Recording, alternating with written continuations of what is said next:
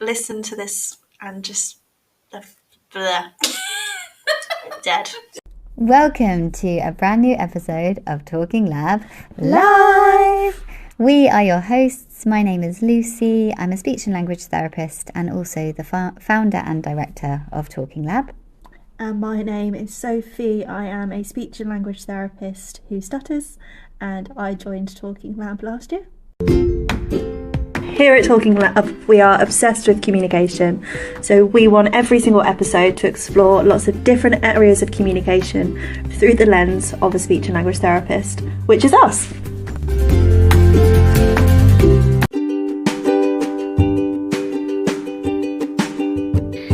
In this episode of Talking Lab Live, we're talking all about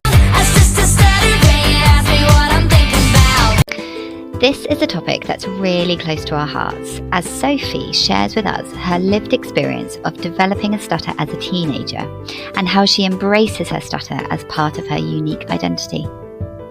We're cramming in loads of information into this episode, including the different types of stammer, the observable characteristics, along with other behaviours and emotions associated with being a stammerer. We discuss developmental stammerers in littlies and genetic and acquired stammers in older children and adults.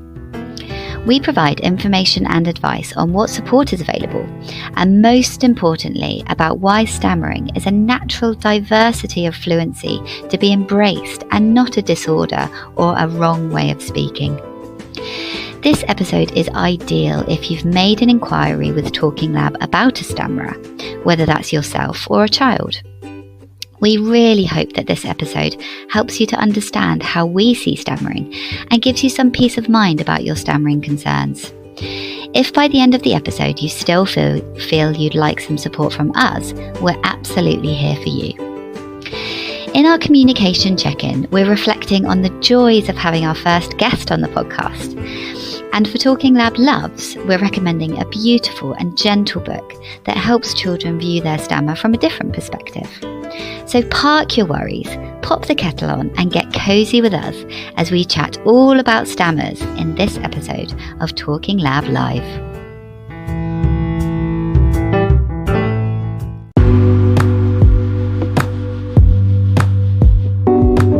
Talking Lab is an independent speech and language therapy service provider.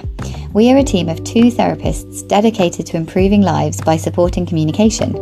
We provide assessment and support for families of children and young people aged 0 to 25, and you can enjoy sessions in the comfort of your own home, online, or at our clinic space in Waterlooville in Hampshire. We offer flexible appointment times, and we promise to never put you on a waiting list.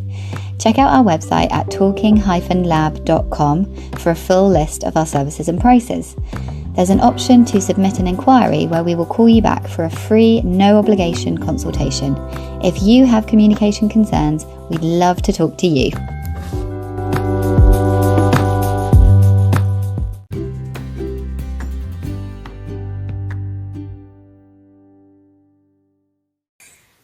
So, communication check-in time. So what's been going on this week? I have had a fantastic week this week. So I had a lovely short 2-day week last week work-wise, and then I potted off up to Telford to see my dear friends Connor and Hannah, and her wonderful husband had paid for us to do a spa day on Thursday, and it was incredible. It was this really quaint little spa kind of on the outskirts of Wales, and it overlooked the mountains. There was like this little private hot tub where we could see all the mountains and all the greenery, and there was even cows. It had a beautiful like waterfall steam room.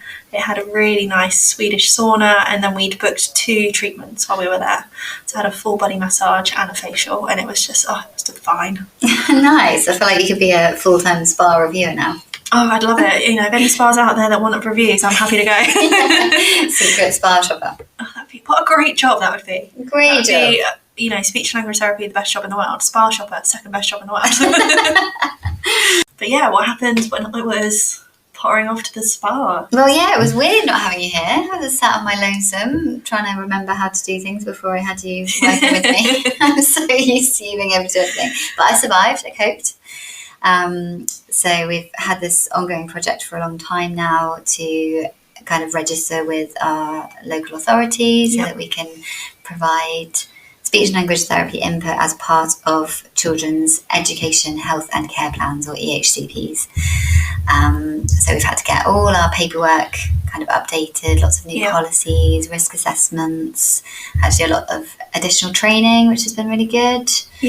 So we've been working really hard on that, and we've got a meeting next week, so which is very exciting. So it's been a long time coming, so I'm just really excited about that and being able to offer additional services for families out there. And I don't know if you've seen, the educational health and care plan process has kind of been all over the news this past week anyway, just of how big of a need there is for children to have access to one, and how currently the resources are also not quite matching the need. So it's a more important time than ever for us to kind of link with that local authority and be able to kind of support those children who have those additional communication needs. And in the podcast, we had our first ever special guest, which is so good. Yeah, so I'm really excited about future guests as well. We've got to come up with some ideas of who wants to come on. So if there's anyone listening who thinks they would like to share their communication journey with us, or have something to talk about in relation to communication and what they do or what they're interested in, then please get in touch. Absolutely. And we're so open. Our criteria is communication. So if you're a clairvoyant, or if you can talk with dolphins, or I don't know, you're a pet behaviour specialist or something, and you know the communication of body language, like anything like that would be so fascinating. Yeah, we can find communication in everything, everything. Absolutely everything. Also, just before I skipped off last week, started updating our website. So we've now got a brand new, well, the website's relatively new anyway, but we did a whole revamp and just tried to make it a lot more accessible for people and a lot more neurodivergent friendly as well. So it should kind of have all of our services linked in a much more clearer format. So all the assessments are together, all of our therapies together. And then we've added on a really clear page as to how to find us. Yes. Because we want to make it as easy for people as possible to get here, because we are slightly out of the way, a little bit tucked behind the back of Waterlooville. So it then includes links to the Google Maps. It includes a nice video of kind of what it will look like from when you arrive, what our space will look like, and just trying to make it as affirming as possible for those that come visit us. Yeah, I love those videos that you made, and I think all websites should have that, like what it looks like when you're actually there, so then people don't have to worry. They've already seen it in advance. Absolutely. And we try and include as many questions that we've had in the past on there as possible that we get asked frequently. So what happens if my child doesn't play ball? How do I get there? What happens if X, Y and Z? So please check out our new website. Yes. We'd be intrigued to know feedback as what people think. Do they actually think it's quite easy to navigate? And if there's anything that they think we're missing and that they'd like to see as well. Excellent. Okay, shall we crack on with the meat of this episode? Let's do it. Let's do it.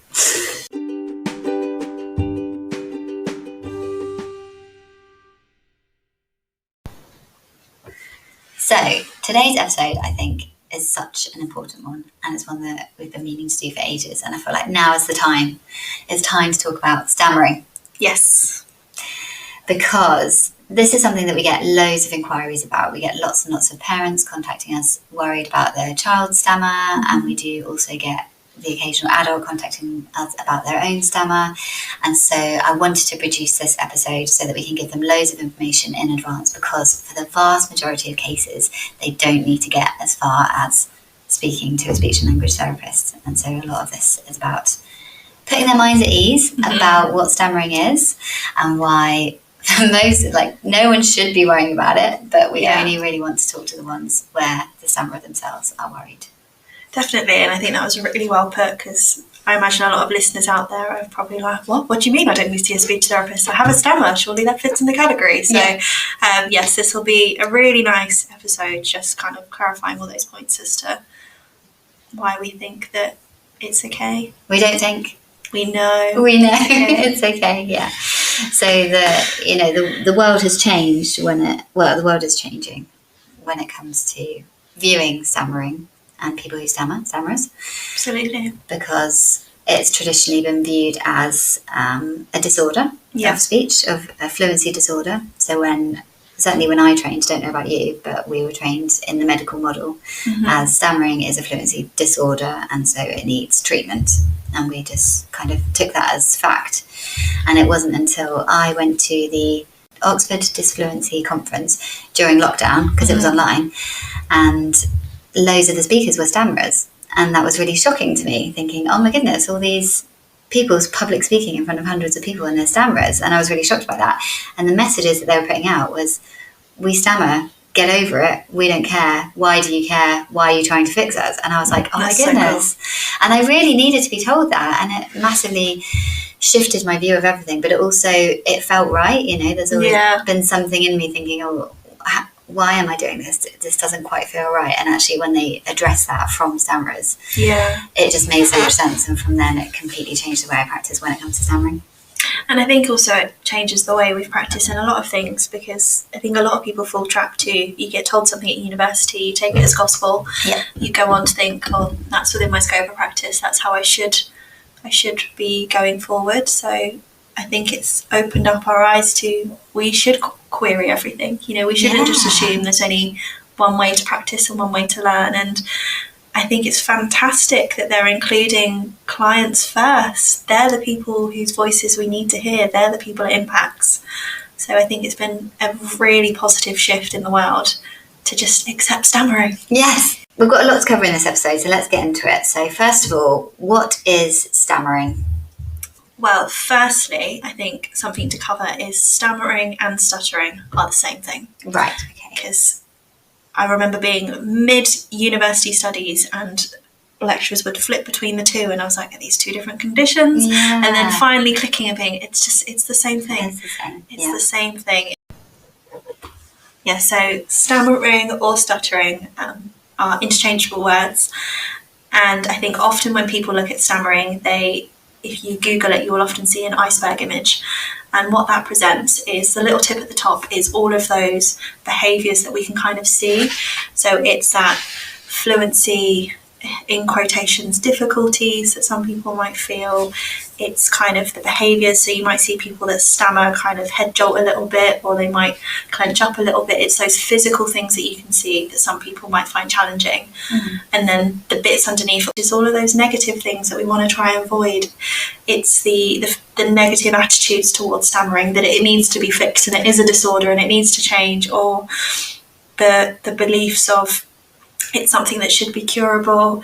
It's the feelings and emotions that are attached to that. And I think something that's so important for anyone that wants to change stammering themselves or wants support with their stammer, because is to firstly acknowledge it isn't something that needs changing, and to also change their own views as to those feelings, those beliefs and those attitudes, and accept that stammering's okay. It is a perfectly acceptable variation of speaking. Perfectly acceptable. And I love the metaphor of the iceberg, because everyone's iceberg is different. Yes. And we see all different types. So you might see people whose talking to them, you would never think of them as a stammerer. You would think, because everyone stammers to some extent. We all have revisions, we all stumble across our words, we all make repetitions, but there's this kind of like unwritten, unspoken guide as if you do it this amount, then you're quote unquote normal, and if you do it more than that amount, then you're a stammerer. And that's what we see as society.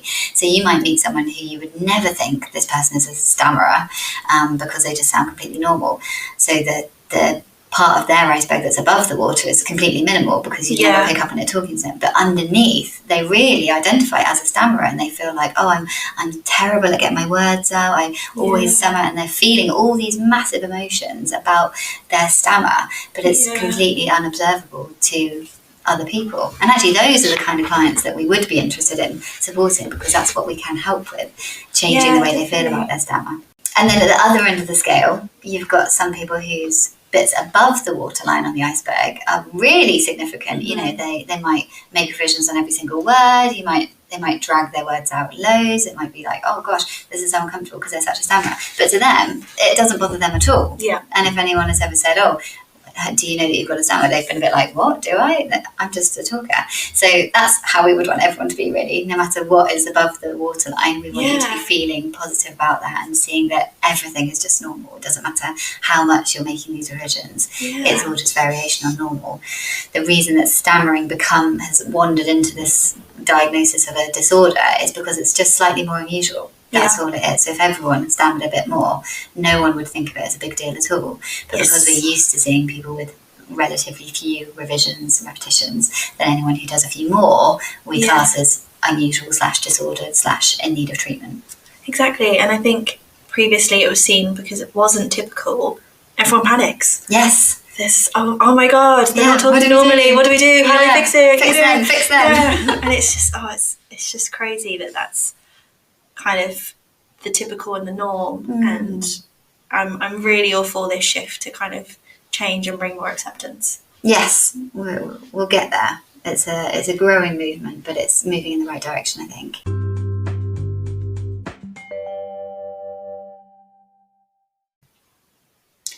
So there's lots of different ways that a stammer can present, but what we tend to see is 4 types of what we would call primary stammering behaviours. Yeah, so with our primary stammering behaviours, it might be single whole word repetitions. So that could be but.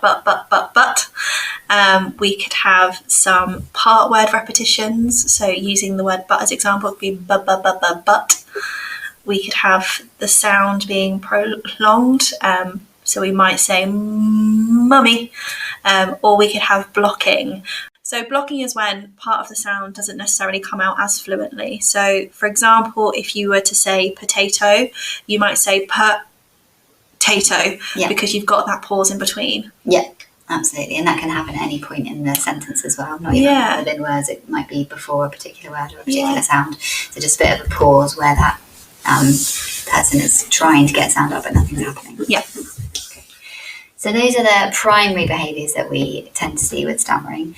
And then we also see what we would call secondary behaviours occurring in some stammerers, but not all, which is not necessarily verbal things, but we might see actions associated with it. So if someone is struggling to get words or sounds out, we might see them facially grimacing. Sometimes people will clench their fists or even do actions like hitting one part of their body against the other to almost try and force the word out. Yeah.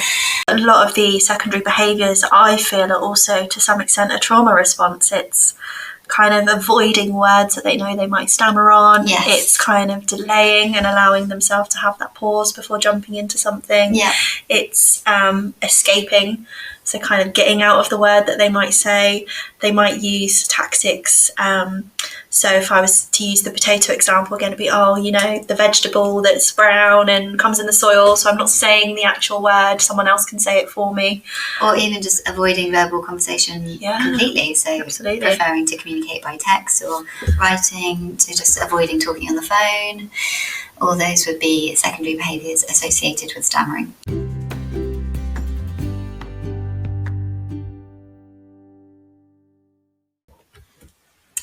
So when we think about types of stammer, we normally talk about 2 types of stammer. So the first one being developmental stammering and the second type being adult stammering. Yeah. So developmental stammering is hugely common. It affects between 5 to 10% of children, which is a slightly awkward amount, I think, because it's enough that you could feasibly avoid meeting children who are developmental stammerers, which means that when a parent does have a child who's a developmental stammerer, they are likely to go into panic mode because they might not have seen other children, because it's just in that bracket where it's really common, but you can still avoid meeting children who are developmental stammerers. So 5 to 10% of children, and it just happens as that normal part of them learning how to talk, because even children who are 4 or 5 are still learning how to talk. They're still developing their own language, their sentence structure. And so what a developmental stammer does is it tends to occur when that child is having a real leap with their language development. So when they suddenly have a real influx of, they've reached the next milestone, they've learned a lot more complex vocabulary, they're able to put their sentences together using more adult grammar and tense markers and things like that. So when the brain is trying to access all that information quite rapidly, because they've had this almost growth spurt in their language development, it just causes a little bit of turbulence between that child forming the sentence in their head and it being expressed through the mouth. So what we would tend to see in developmental stammering, if you imagine a graph, we would see a developmental stammer comes out of nowhere completely. The child is not stammering one day and then stammering the next day. It would last for any period of time, days, weeks, even a couple of months or something, and then it would disappear just as rapidly as it came, and it would be dormant for a while, and then that child would maybe have another leap with their language development, and it would spring back again, and again it would last for days, weeks, maybe months. And so we would expect to see that come up and down throughout that child's main period of language development, so those early years between 18 months to say 5 or even 6. So anything in that bracket I would define as a developmental stammer. And it's absolutely nothing to worry about. It's just part of their normal language development. I normally describe it to parents. It's as if their brain, inside their brain, their language centre is a little postal sorting office, and all the letters, which like the new words, come in and they get filed away in different parts of the brain, and it all comes quite rapidly. But then when they're having a developmental stammer, it's like a big bag full of parcels and letters has just been dumped in the sorting office, and they're really quickly trying to sort it out, but it just causes a little bit of a backlog. And so while they're still sorting it out, that's when we see the developmental stammer occur.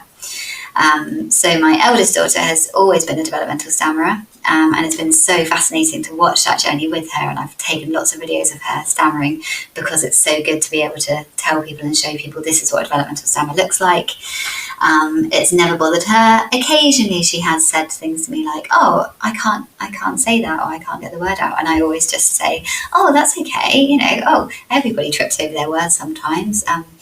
You're still learning to talk and you're doing a great job. And that's always satisfied her. She's never gone into it more than that. And I think it's great to address with kids that everyone gets sticky words. Yes, everyone has sticky words, and pointing out yourself when you have a sticky word. Like, oh, did you hear? Mummy just had a sticky word there. It's nothing to worry about. So for all those families that contact us with those little children who are stammering, we always say it's nothing to worry about. Just completely ignore it, because it's just a developmental stammer and it will go away all by itself. And I really have to promise people that. It's hard to get them to believe me, because it can be really intense. This is the thing. It's those periods of developmental stammering, even with my own daughter, when I know this is a developmental stammer and I know it's going to go away, it can still feel quite frightening when she's there saying the same word over and over and over again, and you're thinking, oh my goodness, is she ever going to finish this word? So I do totally understand for parents who don't have that background knowledge of developmental stammers how frightening it must be for them. But I promise you, it's temporary, it's part of their language development, and it will go away all by itself. Please don't worry about developmental stammering. So what would be your top tips to tell parents if they had a child that they suspected had a developmental stammer? Great question. So number 1 top tip, do not panic. Remain calm. Everything is going to be okay, I promise. Step 2, remind yourself to just ignore it. Just ignore that stammer completely. Pretend that it's not happening. So you have to kind of resist the urge to jump in, to finish that child's sentence, I see a lot of families try to say things that seem quite helpful, like saying, oh, it's okay, just slow down, or just wait, or take your time. But actually what that's doing is it's drawing the child's attention to their own stammer, which is what we do not want. We want that child to be stammering, but happily stammering and completely oblivious of their stammer, because they're thinking about what they're saying. They're not thinking about how they're saying it. So we don't want them to focus on how they're saying it, because they're doing a great job and they're in their little postal sorting office working really hard. So not just ignoring the stammer completely, giving them all the time in the world, trying to take that pressure off anything to do with the speed of delivery. So if you are doing something and you can hear they're having a really sticky moment, stopping what you're doing and just like giving them your full attention, keeping your facial expression really happy and neutral, not showing any worry or discomfort in your face, because again, they would pick up on that and think, oh, what's wrong? Am I saying something wrong? Is something not okay here? And just letting them get their sentence out, no matter how long it takes. Don't interrupt or try and finish a sentence for them. And then when they finish their sentence, just respond as if no stammer had occurred. So if they say, at school today there was a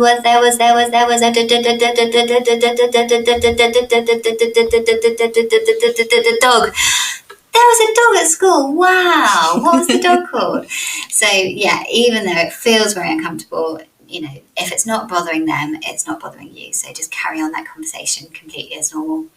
Another thing that can be really helpful is trying to set that nice pace within your family. So when you're sitting around at the table and you're talking as a family, trying to make sure that you're slowing your own words down so that they're not feeling like they have to keep up with the adults. If you set a nice pace, then they'll match your pace, and then that takes the pressure off them. Or if they are having a particularly sticky time and you think they might be noticing it themselves, maybe trying to give them a little bit of break from talking as well, and rather than asking them lots of questions, maybe suggesting doing something that's not got such a verbal demand on them. Because if they're answering your questions and they're being really sticky, that might not be that fun for them. If they're just so excited to tell you something and they want to stammer, by all means let them.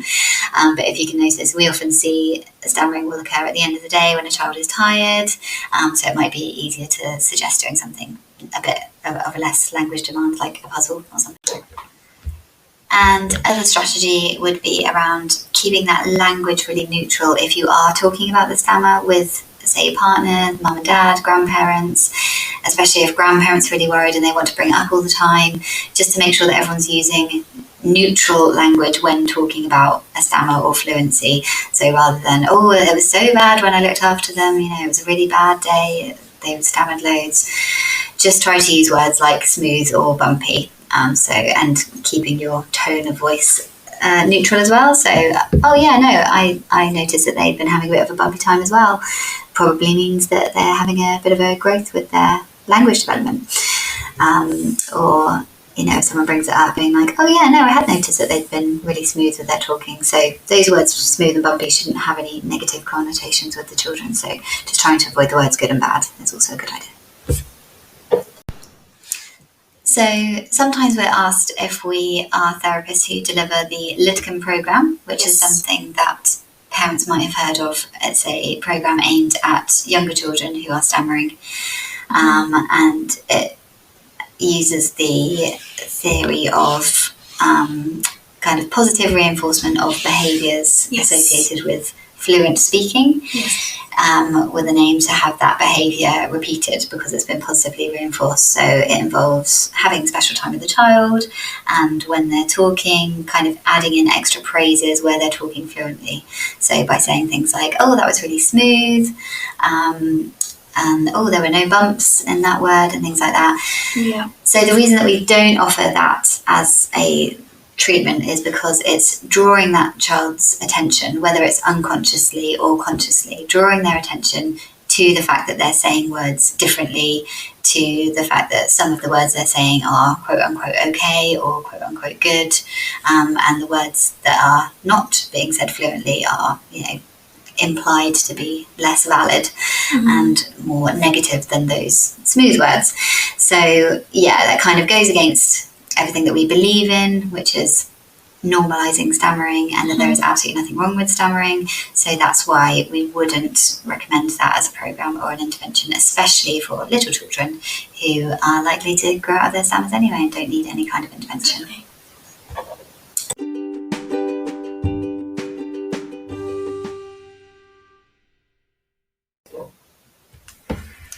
So the other main type of stammering is adult stammering, which I think for the purpose of this podcast we could probably categorise into two further subcategories. So adult stammering we characterise as a stammerer who initially started stammering in childhood and it's kind of progressed into adulthood, whereas you might also have an acquired stammerer, which is a stammerer such as myself who developed a stammer completely out of the blue much later in life, and it's just something that's kind of happened from usually a quite stressful or difficult situation. So you might find adults that have had a stroke develop a stammer.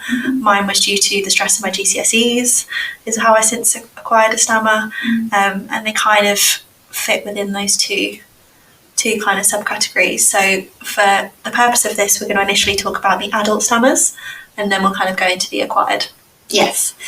So for the children who are going to become adult stammerers, so a child who begins stammering and then continues stammering throughout their school life and beyond, it's a tiny, tiny proportion of people. So if you look at all the developmental stammerers, a tiny, tiny proportion of those will be adult stammerers. The risk factors we'd look at for being an adult stammerer would be if the child has parents who stammer, because there is a really strong genetic component. So if neither parent is a stammerer, I would be thinking this child is probably a developmental stammerer rather than an adult stammerer. With adult stammering at a child level, we wouldn't expect to see that really up and down graph that we see with a developmental stammer. We would see the stammer sort of creeping in. So as that child is learning to talk, the stammer is also developing along with them. So it might become more pronounced, but it wouldn't have those periods of no stammering at all. It would be pretty consistent, and that might be another indicator that the child was going to be an adult stammerer. The advice during their younger years would still be the same: to completely ignore that stammer, to let that child know that there's nothing wrong with their talking, and to ignore the stammer completely.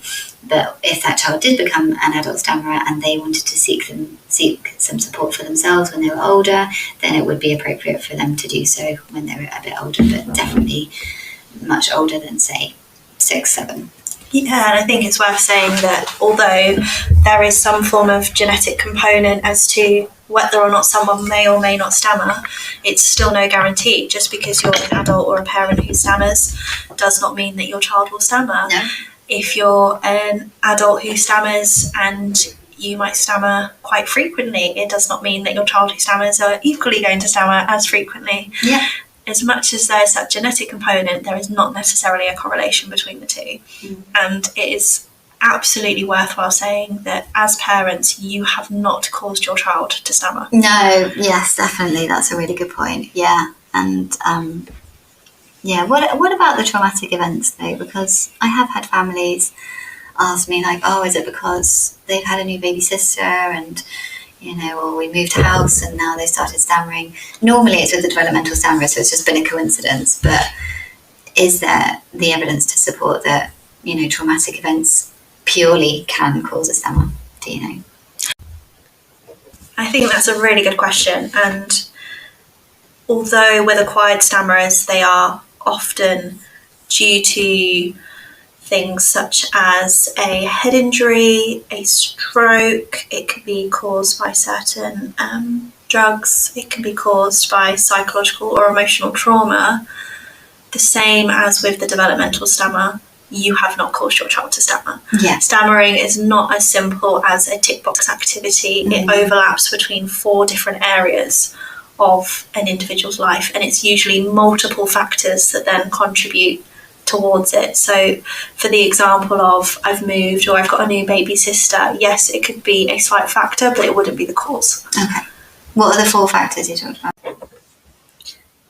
So the 4 factors of stammering is physical factors, which is things such as family, the genetics, whether there's any other underlying speech difficulties.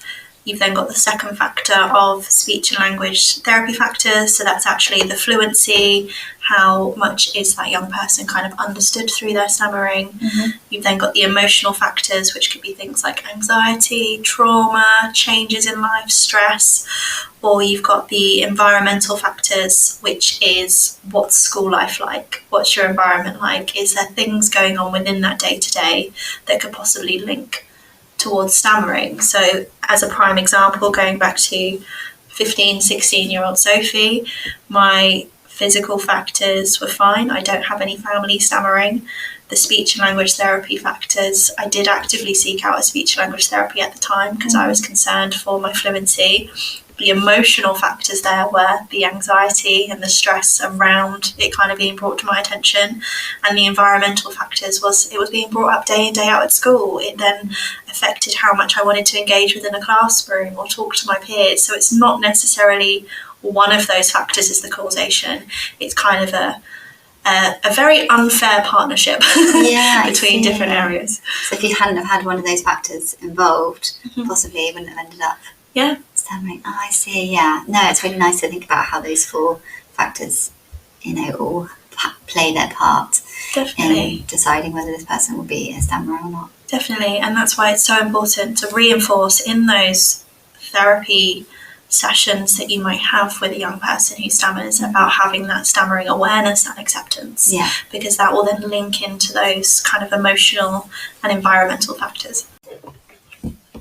So even with all of those kind of underlying factors, I wouldn't change being a stammerer, because to me it is part of my identity, it is part of who I am. And there's one of my friends called Aaron who a lot of the time I repeat the A twice at the beginning of his name, and it's become an ongoing joke that I've become so comfortable with my stammer that on all of his birthday cards I will write A-Aaron because I usually repeat it, and it's just, for me, I'm just so accepting of it, and all of my friends are really supportive of that stammer. So I, as an adult who stammers or an acquired stammerer, I'm really pushing that message out there that stammering is acceptable and it's perfectly okay. And one of the biggest questions I get is, well, how can you be a speech and language therapist if you stammer?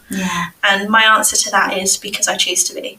And because I can. My stammer is a perfectly acceptable variation of speaking, and if I wanted to stop my stammer in that moment, I could. There's plenty of strategies in my own personal toolbox that I could use if I wanted to, but I don't want to. Because I'm also autistic, and in order to quote unquote fix a stammer, which bear in mind is not fixable, but to adapt it in that moment, you have to be so aware of your stammer and be willing to make subtle changes, which is a lot of work. And I don't want to do that. And why should you have to? Why should I have to? I don't want to do that in that moment. I struggle with processing anyway, so just trying to have a simple conversation with someone, then bring out my stammering toolbox and be like, okay, let's put all these things in way, right, where's that bit, let's do this. I'm already forgotten what half the conversation is. Whereas if I take an extra second to say a word, fine. We've got time, we can wait around. Exactly. Exactly. And that is the message that we want to send to our adult clients. So if we had someone that came through our door, Lucy, what would you say? So, the ones that we would want to talk to, generally if it's a parent ringing about their child, we're always trying to give the message of they're fine, just ignore it. The ones that I would be more keen to be involved with is if the parent says, I'm ringing about my child, they've got a stammer, we really don't see it as any problem, it's just part of who they are, but it's really bothering them, and so, they begged me and I'd agreed that we'd contact a speech and language therapist. And so that is the key bit of information. That is the key bit. They're bothered about it. So those are the ones that I would agree, yes, let's get this young person in and let's chat to them about their stammer, because they are the ones who are seeking help. No matter how concerned that parent is, I don't want to talk to them if the child is not concerned about their own stammer. And if I'm trying to gauge how much that child is concerned about their own stammer and the parent's not really sure, then I'm thinking they're not concerned enough. And so I would say anything that we would do with this child is going to make them more aware of their stammer and put some self-consciousness into them that they don't need. Exactly, and possibly even reinforce those stammering behaviours, but from a negative perception of them seeing there's something wrong with me. If I've been brought to a speech therapist, I must need fixing, which is not what we want to say. No, we would never want to do that to a child. So actually, you touched on something really important there, which is we cannot eradicate a stammer. No. There are probably speech therapists out there who will say otherwise, but we are telling you the truth, which is a stammer occurs in the brain. And we are not brain surgeons.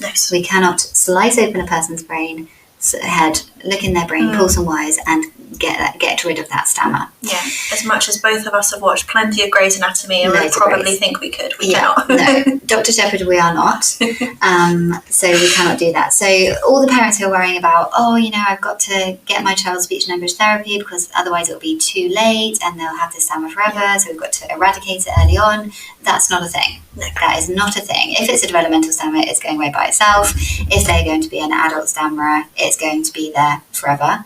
Absolutely. And if, I truly believe with those case studies of those adults that were in quotations fix, it's because they're spending so much of their time in that moment using strategies that they don't have to. Yeah. They don't have to. They don't have to. And all the ones that had speech and language therapy when they were little and had a developmental stammer and then they were quote unquote fixed by therapy, it would have gone away by itself anyway. Yes. So it's just a coincidence that they had the speech and language therapy and the stammer went away. Yes. So there is really no need. We cannot eradicate a stammer. All we can do is provide a stammerer with a toolkit of strategies, as you mentioned, that they can choose to use themselves if they want to. And what that can do is to help them control a stammer in the moment. Yes. What we never say to people is, we can do some magic and get you to a place where you can just talk and never have to think about your stammer. Yes. It's never going to be like that. Yeah, so let's talk about the analogy that you give to parents about wigs, because I think that's such a great way to explain about stammering. Yes, I'm really proud when I thought up that one. Or maybe I inadvertently absorbed it from somewhere else, but I've never seen anyone else use it. So I like to think of stammerers as being like bald people. Mm-hmm. In that, is being bald more unusual than seeing people with hair? Yeah. It is. And that's all it is. It's more unusual. Is there anything wrong with being bald? No. Does being bald make you not beautiful in any way? No. Does it prevent you from choosing a career in something? No. No. I mean, possibly a hair model. Possibly a hair model. But no. You could stick on a wig and still be a hair model, even if you were bald. And people are bald for a whole host of reasons. Some people opt to be bald and shave off their hair. Mm-hmm. Some people are bald because of genetics, genetically bald. Some people are bald because of a medical condition. Some people lose their hair. Yeah. There's a whole host of reasons, but it doesn't matter. Okay, yeah. There are bald people out there. Get over it. So, and I think it's really easy for people when you switch it like that, because certainly if I go into, childcare settings, nurseries, preschools, and they say, what should we do about this child who's stammering? It's really awkward. His friends are commenting on it. And I say, well, what would you do if you had a bald child in your setting? And they come back with really great ideas. They say, we'd probably talk about the fact that they wear these beautiful scarves on their heads and, that we can see the beautiful shape of their heads and all these lovely things. It's like, yes, exactly that. You wouldn't make a big deal of it. You wouldn't be going, don't mention the fact that they don't have any hair or don't talk about it. It's so awkward. It's not awkward. It's just a lovely part of what makes that child special. Mm-hmm. So why would you not embrace it? So when we talk about, going back to the two-pronged attack that we use when it comes to supporting adult stammerers, or, secondary school age stammerers, then the first part is seeing themselves as a stammerer and seeing themselves as it's just what makes them special, and it's a beautiful thing that we should be cherishing. And then the other side is, if there are some times when you don't want to be bald, there are options for you. Yeah. Okay, so we would never say to a bald person, you're not allowed to wear wigs, because that's faking it. You have to be bald. No, if a bald person wants to wear a wig, fair play to them. Yeah. We would say there are wigs out there. What kind of wig would you like? How would you like to attach it to your head? What style would you like? What colour would you like? We'd give that person whatever they want, because that's them choosing it. So if a bald person wants to wear a wig, we would support that. If a stammering person wanted some strategies to manage their stammer in the moment, we can help with that. But that's what it's always going to be. It's always going to be these strategies will help you in the moment to control that stammer. A wig is not giving a person hair growing from their head. It's putting something on top, and a strategy to control your stammer is doing just that. It's covering it up for whatever length of time you would like to pretend to not have a stammer.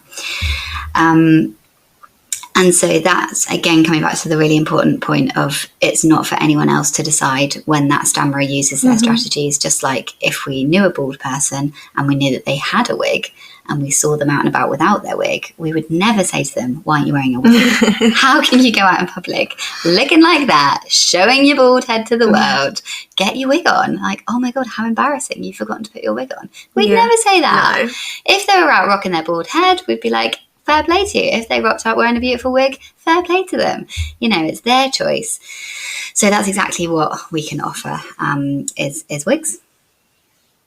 Theoretical wigs. Theoretical wigs, yeah. And use them if you want. Stuff them in your closet if you want. Never use them if you like. Bring them out every now and again. Bring them out when you feel like talking on the phone. Bring it out when you meet some new people and you want to test the water before exposing yourself as a stammerer. Whatever. You know, it's your choice. They're your wigs. Do what you like with them. Burn them if you like. We give you a wig, chuck it in the bin. Doesn't matter. You've already paid for it by that point. And with that toolkit, it's also so important for those around that individual to know it's not your toolkit. It's that individual's toolkit. So if they're stammering, that's not the moment to be like, oh, why don't you use that thing? Oh, you've got that technique. Oh, you've done the thing. Remember what the speech therapist said. No. Try doing your breathing. Try doing your this. Try doing your that. No. That's never okay. No. It's their toolbox. And if they don't want to use it, that's great. Yes. And sometimes people will come and see us and they'll learn these strategies and they'll listen to us talking about how stammering is completely normal and completely acceptable. And even after learning the strategies, they're feeling like, well, actually, I don't feel like I need to use them now. Perfect. So, yeah, but they've gone away feeling better about their stammer with a new toolkit that they can use. But actually, they've decided, well, what's the point? Because I thought there was something wrong with me. And I've just been told, actually, there's nothing wrong with me. So I don't need to use those strategies. So a person who came to us as an older child, above 7, or an adult who was concerned about their own stammer, our two kind of pronged attack would be to help that person to see themselves and accept themselves as a stammerer, as just a type of person, no different to being English or French or a person with a loud voice or a person with a quiet voice. You are a person who stammers, you are a stammerer. There is absolutely nothing wrong with that. So to help them come to terms with that there is nothing, despite what they've been told. Yes. And so I think for everyone who feels that they have a problem in that they stammer, they've probably had some messages from somewhere, whether that's parents, friends, bullies, social media. They've been given a message that there's something wrong with stammering from somewhere. Yes, and I think we've thrown the number 7 out there to say why from 7. Yeah.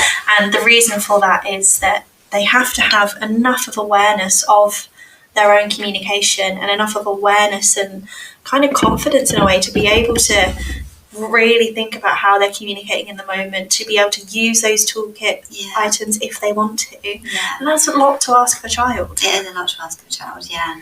I actually think 7 is probably a bit overly generous. I mean, really, at a primary school level, I wouldn't really be wanting to give a primary school age child strategies to manage their own stammer. Yeah, I'm nearly 30 and I find it hard. Yeah, exactly. Really, they'd have to be an exceptional case for me to work directly with them on that. Yes. For secondary, a little bit different. They've got a bit more capacity. Their language development is almost, it would be completely formed by then. Yeah. So they've got a bit more capacity to add an extra layer of processing on top of what they're already doing. But for primary school children, no, not really. And I think another thing that we also do that we haven't necessarily touched on is, as much as provide a toolkit for that young person, it's also providing awareness for the adult around them how to create a supportive stammering environment. Yes.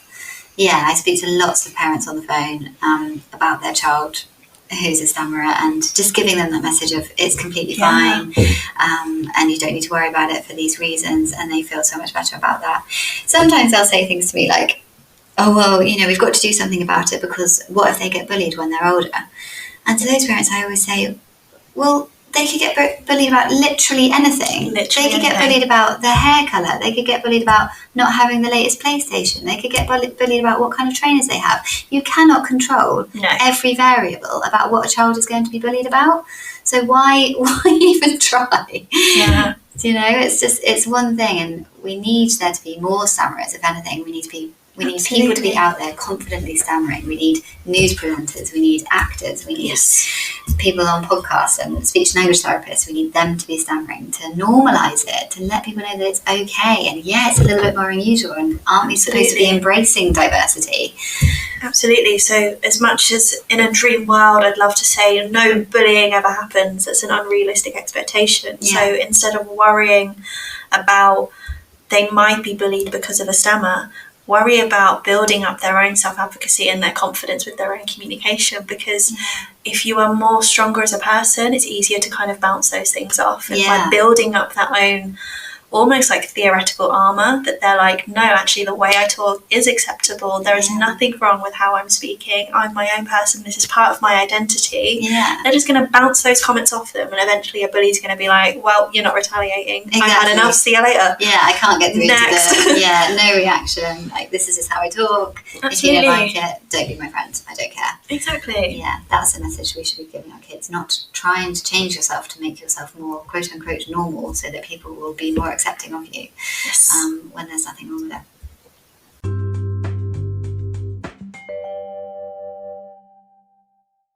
So that ties us in nicely with our Talking Lab Loves section. And this week we're loving a few things.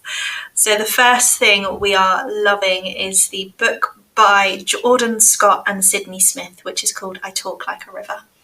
And it's beautifully illustrated. And it really highlights how perfectly acceptable a stammer is, and how, like rivers, they're not the same, but all are beautiful. It's a really nice book. So if you did have a child who was concerned about their own stammer and you were helping them to understand how it's a normal and a beautiful way of talking, it's a great book that you can read alongside with them. It's a fantastic book. It's really like that. The other resource that I wanted to signpost to, I particularly love the website, the NHS Stammering Network. So this is different to if you just type in NHS and stammering, because what you'd be directed to is the normal NHS page where it lists stammering a bit more through the lens of a medical model. But the NHS Stammering Network, so I'll put a link of this in the show notes, it was created by NHS staff with lived experience of stammering, and it's very much their vision is to advocate for a greater recognition of the diversity of communication. So it's really, really positive. It's got information on stammering. It's got advice for managers working with people who stammer. It's got links to professional help. So it's really, really nice. And so if you're an adult stammerer, I recommend jumping onto the NHS Stammering Network.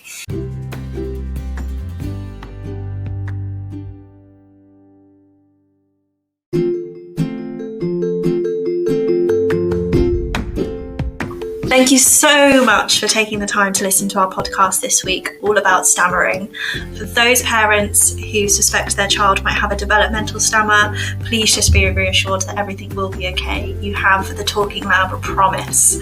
For those that are an adult stammerer or possibly have an acquired stammerer and want to know a bit more information, feel free to get in touch. You can find us on our website at www.talking-lab.com. And we'll see you next time for another episode of Talking Lab Live!